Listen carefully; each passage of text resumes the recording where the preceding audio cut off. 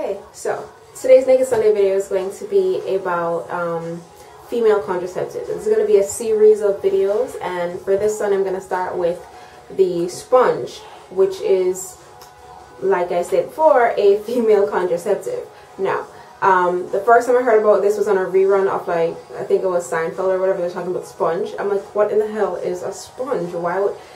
Anyways, so I did my research and I found out that there actually is a product that's called the sponge that is used for as a method of birth control for women. Now, what the sponge is it's made from a plastic foam type material. It's like 2 inches in diameter, and it has a string loop thing on the end of it for removal. And what you would do with the sponge is you would insert it all the way up into the vagina. It does have spermicidal agents around it, or spermicidal cream, whatever, on it to prevent getting pregnant. Yeah, and that is pretty much the sponge.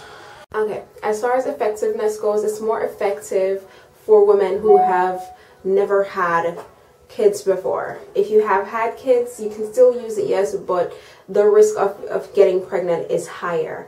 Another thing, the sponge does not protect against STDs or HIV/AIDS, anything like that. So your partner still has to use a latex condom if you want to prevent any STDs or anything like that. Another way to improve effectiveness of the sponge is have your partner use a latex condom while you have the sponge in, or pull out right before he ejaculates, just to further protect yourself from pregnancies or whatever. Yeah, and that's about it for the effectiveness of it. The sponge is safe, simple, and convenient. You can get it at any drugstore over the counter without a prescription from your doctor. It does not need to be fitted by your doctor because it is a sponge. It will adapt to your shape. It can be carried in your pocket, in your purse, whatever.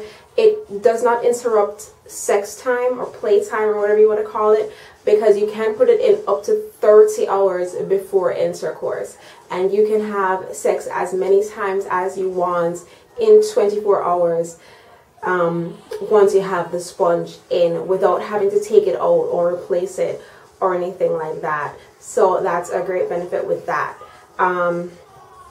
What else is there? Of course, again, I'm reading my notes, and everything that I'm reading to you is on my blog under the Naked Sunday tab, so you can check that out if you want to read more on it. Oh, and it cannot be generally felt by your partner. I've tried the NuvaRing before. It was pretty good. I would say it's similar to the NuvaRing, except with the NuvaRing is that you keep it in for 3 weeks, and then you take it out for 1 week while you're on your period. So yeah, that's the thing with the NuvaRing. You keep it in, then you take it out for a week. With the sponge, you can keep it in for 30 hours, up to 24 to 30 hours, and then you take it out, put another one in when you want to have intercourse. So I think the sponge would be more convenient, I guess, than the NuvaRing. And it can be used during breastfeeding. So if you're a new mommy and you're breastfeeding and all that stuff, it will not affect, it doesn't change your hormones or anything like that. So if you don't like the pill like me, this would be perfect for you all as well. Okay? And that's it for advantages of the sponge. Now, the disadvantages of using the sponge.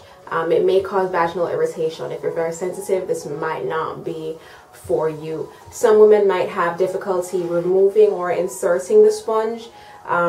If while you're taking it out, it breaks apart, you can't get all the pieces out, definitely go straight to your healthcare provider and let them why can't I speak?